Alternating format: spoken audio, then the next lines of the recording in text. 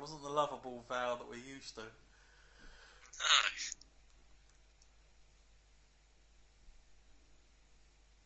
I knew there was going to be something like this.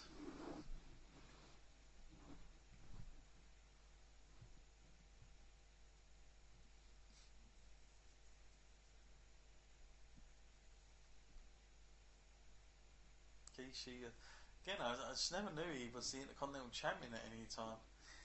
No, I didn't know that. Yeah. Yeah, an interesting discovery there. You know, I wouldn't. He definitely didn't make it onto my list of all-time greatest Intercontinental champs. Just seeing the past King of the Rings there.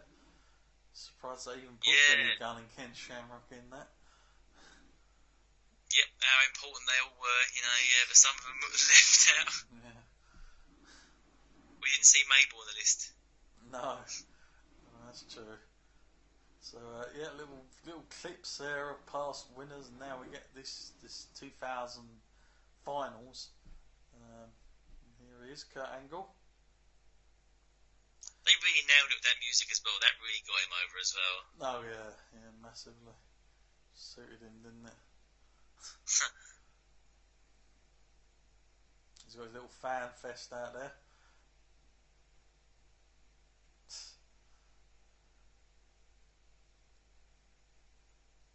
Just always looking ready, like he was going to go at any time, didn't he? Kurt Angle. Yeah. Let's give you that sense. And how much will that bad arm play into this match? I think the one thing when you look at when we look back at King of the Rings matters, like you always look at like somebody's tournament, somebody's road to victory, and I would say this one's been probably one of the better ones that I've seen. I know that Brett had a really good one because he had like 3 completely different opponents in his one, which played out nicely. This has definitely been very good as far as the participants in this. One of the strongest I think that we've seen for sure. Seeing Rikishi come in, not sending the arm too much just yet, is it?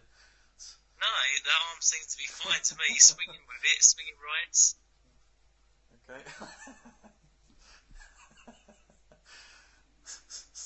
I love how he shows that he couldn't lift him and just like walks around. God, he's throwing clotheslines with that arm. You know, it doesn't look like it's a problem at all. Yeah. Okay, here's the moment that Kurt didn't want to happen.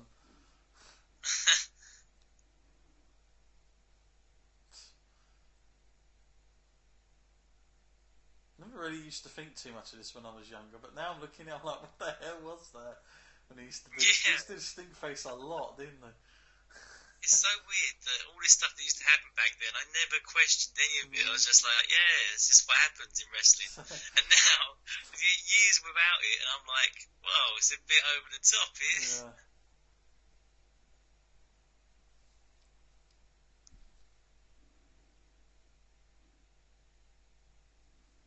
Angle laying in some punches. I can see, like now because I've got the subtitles on, that JR is making a big deal about the previous winners of the King of the Ring, saying that '97 was the birth of the game. You know, so I doubt that. I mean, it was a huge moment in his career. Definitely put him on the map.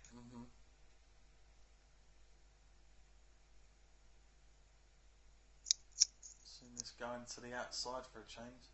Look at Angle. Now he's going to work on. Yeah, I was going to say now it's become about the arm in the story.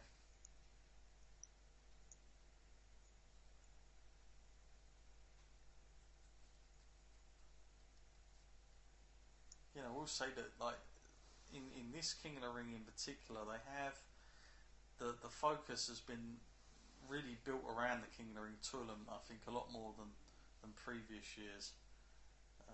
When watched this. They did a lot of content into this. I mean, there was King of the Ring, and then there was also a lot of sort of gimmicky matches as well, like we just saw the dumpster match, and then the Briscoe match. Yeah.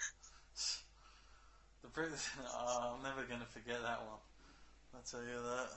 It's probably scarred me now for life. Seeing those three doing that. Oh, of course, that tag team match as well, didn't they? I mean, they fit a lot in. Mm-hmm.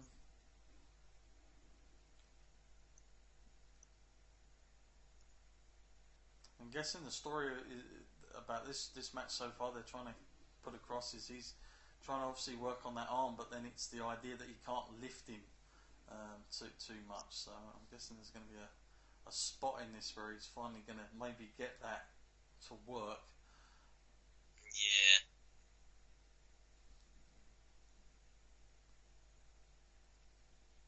Good thing with Kurt Angle that people don't always look at him. He was really good at selling when you watch him, especially in this match. Made it look really good. Something that's the art of selling somewhat been lost, I would say. Yeah, and then there's people that do try and work on it. They sometimes overkill it, don't they? Yeah. It's the little details, it's the facials, it's everything. It needs to all work together, and sometimes they sell the body, but then the face is doing something else. It's like, what the hell? Oh dear, it's not looking good for Kurt. Or you do a Roman Reigns and you sell, and then about 30 seconds later you're fine and you're putting off your power moves. Didn't look good there for Kurt Angle. Oh, and there we go. I don't think that really counts. Gets out of it. Half an Olympic slam. Yeah.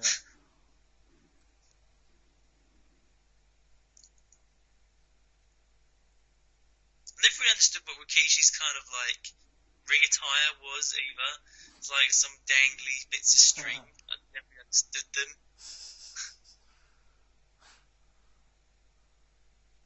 Oh, on that very last half a second there, wasn't it?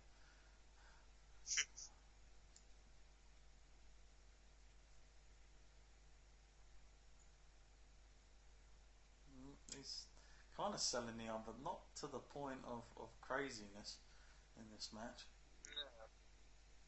No. Is Rikishi going to the top now?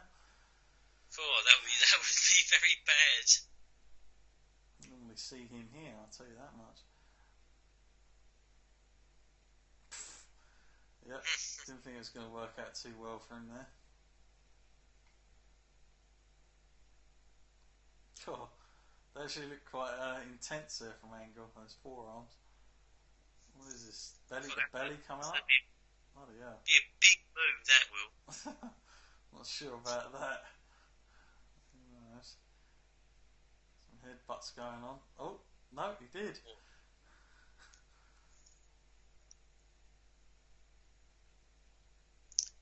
Surprised the ring stayed intact. There you go, cool. It's over. Surprising ending to the match. Yeah. I'm not sure if that come off as well as he would have liked, but I can tell what they were going for. And I love the victory celebration here from Angle. It was always over the top anyway, but this is going to be even more so, I would imagine.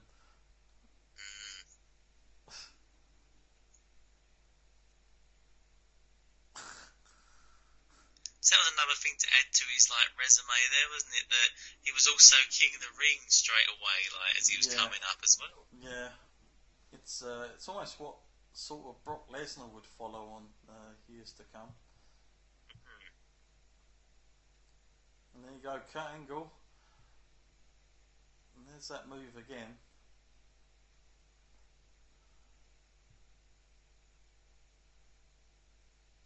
Still pretty impressive.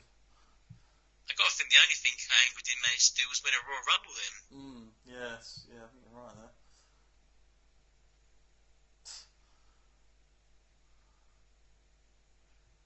And now we get... He looks ready. Yeah, Vince is in his normal wrestling attire. Barely seen anything from Triple H in this. That's far. It's all been about Vince and Shane. Well, Vince looks confident, Triple H doesn't.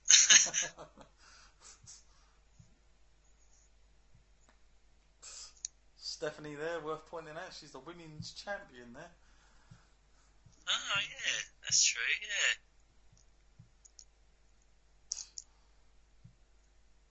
against Kane.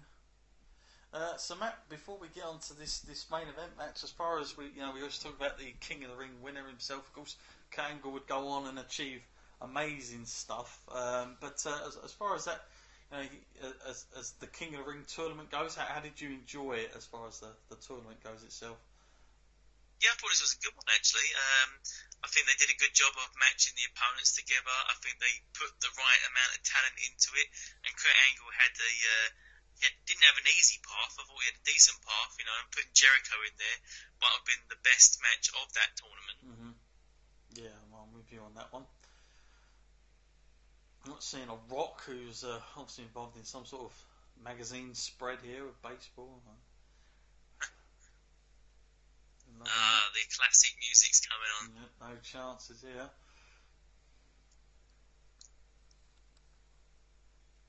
Matt, I'm trying to think because when myself and Matt went through the last King of the Ring retrospective, we actually done it a while ago now, so my memories of it are not too grand. But didn't it involve Vince in that as well? In '99, and Blackman come out at the beginning, and he tried to sort of do it for him and all the rest of it. What was that? Wasn't it actually? Yeah. Now you're reminding me now. Yeah, so we sort of back-to-back years, the McMahons have been involved in main events here. Well, the popularity couldn't lie. If people wanted to see Vince McMahon get beaten up. Of course, I kept mentioning Austin earlier. Of course, it's not Austin, it's The Rock that was the third man here. Because Austin, at this point, he would have been out with his injury, and of course, it was the whole who knocked him down business in the storyline sense.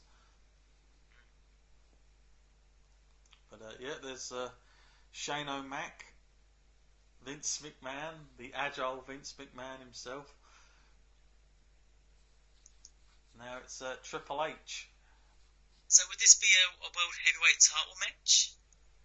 I don't know. I kind of assumed it was just 3-on-3, but I'm not sure how they played this.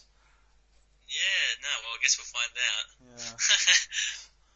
I always liked that belt as well. It looked so much bigger, and it gave it a bit more importance because it was massive compared to the other belts. Yeah, I've actually got that title. It's in my. I've got the replica for that title at the time. It's one of my favourite ones. Belts, still pretty good even to today. I still like that title. That was the one after the sort of more classical title that was used for so many years. But I did like that one. So it's the one I always think of with the corporate champion, The Rock, and stuff like that as well. Yeah, I think it's got to be one of my favourite ones as well. I just think it's because it was around one of the coolest eras as well. Mm-hmm. Nowadays, the belt just looks so plain to me. That's the thing with it. There you go, Stephanie, the women's champion. Ironic that in the land of PC, they actually got that right in the Attitude Era. Calling it the women's title, not the Divas or anything like that. Well, they always say they look back and say now the women are breaking out and that. But during this King of the Ring pay-per-view, the women have been heavily influential in these matches. Yeah.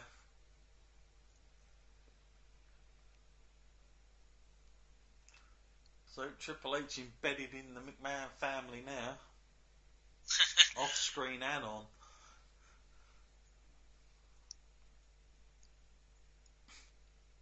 It's always fun to watch Vince McMahon in the ring, that's for sure. You see him trying to do stuff, trying to sell moves and all the rest of it.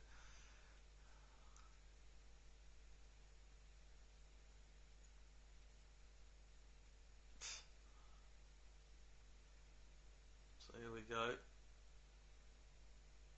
Well, would you say this is a bit of a mismatch here?